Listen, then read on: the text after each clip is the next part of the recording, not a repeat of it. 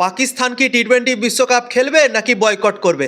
পাকিস্তান যদি বয়কট করে তাহলে বাংলাদেশ কি পাকিস্তানের জায়গাটা নিতে পারে? আইসিসি যদি অফার পায় তাহলে সব কিছুর আলোচনা এই ভিডিওতে করব। তো ভিডিওকে লাস্ট অবধি দেখতে থাকো। আর চ্যানেল নতুন হয়ে থাকলে চ্যানেলটিকে ফলো আর সাবস্ক্রাইব করে দেবে এবং লাইক শেয়ারও করে দেবে। তো চলো ভিডিওটাকে শুরু করি। টি-20 বিশ্বকাপ 7 ফেব্রুয়ারি থেকেই শুরু হচ্ছে এবং পাকিস্তান এখন অনেকগুলো ড্রামা করছে। বাংলাদেশের পাশে দাঁড়িয়েছিল তারা এবং বাংলাদেশকে ভোটও দিয়েছিল। আইসিসির একটা ভোট হয়েছিল, সেখানে পাকিস্তান বাংলাদেশের সাথে দাঁড়িয়েছিল এবং একটা ভোট পাকিস্তানের পেয়েছিল বাংলাদেশ দল। এবং বাংলাদেশ টি-20 বিশ্বকাপ থেকে বয়কট হয়েছে, কেননা তারা ভারতে এসে ক্রিকেট খেলবো না বলেছিল। আইসিসি তাদের কথা শুনেনি এবং বাংলাদেশ বেরিয়ে গিয়েছে এই টি-20 বিশ্বকাপ থেকে এবং তাদের জায়গায় চলে এসেছে স্কটল্যান্ড। সব থেকে বড় প্রশ্ন জেগে গিয়েছে, আরও অনেকগুলো কন্ট্রোভার্সি এখনও বাকি আছে। পাকিস্তান এখন অনেকগুলো ড্রামা করছে। পাকিস্তান বলছে কি বাংলাদেশ বয়কট করেছে, বাংলাদেশের সাথে নাইনসাফি করা হয়েছে আইসিসি তরফ থেকে।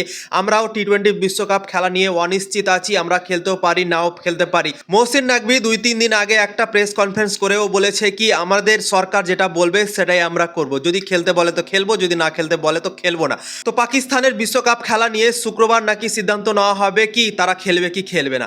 এবং আমার তো মনে হচ্ছে কি পাকিস্তান এই টি-20 বিশ্বকাপটা বয়কট নাও করতে পারে, কারণ হচ্ছে একটাই, যদি তারা বয়কট করে তাহলে কিন্তু অনেকটা সমস্যা হবে পাকিস্তান দলের জন্য। আইসিসিকে নিয়ে খবর একটা বেরিয়ে আসছে কি পাকিস্তান যদি টি-20 বিশ্বকাপটা বয়কট করে তাহলে কিন্তু পাকিস্তানের যে পিএসএলটা আছে না, সেই পিএসএলে কোনো ওভারসিজ প্লেয়ার যাবে না, মানে ইন্টারন্যাশনাল কোনো প্লেয়ার সেখানে খেলতে যাবে না। আইসিসি নিষেধাজ্ঞা জারি করে দিতে পারে সেই প্লেয়ারদের ওপর, যে প্লেয়ারগুলো ইন্টারন্যাশনাল ক্রিকেটার এবং পিএসএল খেলতে যাবে সেই প্লেয়ারগুলোকে আইসিসি নাও যেতে দিতে পারে, এরকম রিপোর্ট বেরিয়ে আসছে। আরও একটা রিপোর্ট বেরিয়ে আসছে কি পাকিস্তান যে বায়োল্যাটারাল সিরিজগুলো খেলে সেই সিরিজগুলোতেও নিষেধাজ্ঞা জারি করতে পারে আইসিসি, এরকমও খবর বেরিয়ে আসছে যদি পাকিস্তান বয়কট করে তাহলে। তো এই জিনিসগুলো হতে পারে পাকিস্তান দলের সাথে যদি তারা টি-20 বিশ্বকাপকে বয়কট করে তাহলে। আমার তো মনে হচ্ছে না কি টি-20 বিশ্বকাপ পাকিস্তান বয়কট করবে, কেননা পাকিস্তান অনেক ড্রামা এখন করছে, বুঝতে পারছি আমরা, তারা খেলবে কি খেলবে না সবাইকে বিভ্রান্ত করছে।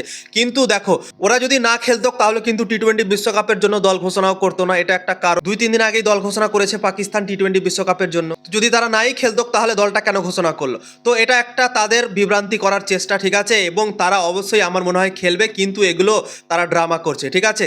কালকে একটা রিপোর্ট বেরিয়ে এসেছে কি পাকিস্তান যদি টি-20 বিশ্বকাপকে বয়কট করে তাহলে বাংলাদেশ তাদের জায়গাটা নিতে পারে। আইসিসি বাংলাদেশকে ভরতে পারে পাকিস্তানের জায়গাতে, কেননা পাকিস্তানের সবগুলো ম্যাচ শ্রীলঙ্কাতে আছে এবং বাংলাদেশ চাইছিল কি আমাদের ম্যাচগুলো যেন ভারতে না থেকে শ্রীলঙ্কাতে থাকে। তো পাকিস্তান যদি ধরো বয়কট করে তাহলে বাংলাদেশের একটা চান্স কিন্তু ক্রিয়েট হচ্ছে। সব থেকে বড় প্রশ্ন হচ্ছে যে পাকিস্তান বাংলাদেশের পাশে দাঁড়িয়েছিল, যে সময় বাংলাদেশ বয়কট করলো সেই সময়ও পাশে দাঁড়িয়েছিল।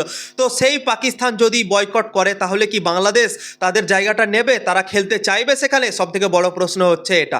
আমার তো মনে হচ্ছে কি বাংলাদেশ হয়তো নাও খেলতে পারে, কেননা পাকিস্তান বাংলাদেশের পাশে দাঁড়িয়েছিল। এবার পাকিস্তান যদি বয়কট করে, এবার পাকিস্তানের জায়গা যদি খেলে নেয় বাংলাদেশ টি-20 বিশ্বকাপ, তাহলে কিন্তু পাকিস্তানের সাথে নাইনসাফি করা হতে পারে বাংলাদেশের তরফ থেকে। তো আমার তো মনে হয় না কি পাকিস্তান বয়কট করবে এই টি-20 বিশ্বকাপ, এবং যদি ধরো বয়কটও করে দেয় তাহলে কিন্তু বাংলাদেশও নাও খেলতে পারে, কেননা পাকিস্তান বাংলাদেশের জায়গায় দাঁড়িয়েছিল তাই জন্য। তো সবগুলোর উত্তর আশা করছি তোমরা পেয়ে গেছো। তো ইনফরমেশন যদি ভালো লেগে থাকে অবশ্যই লাইক শেয়ার করবে এবং ফলো করতে ভুলবে না।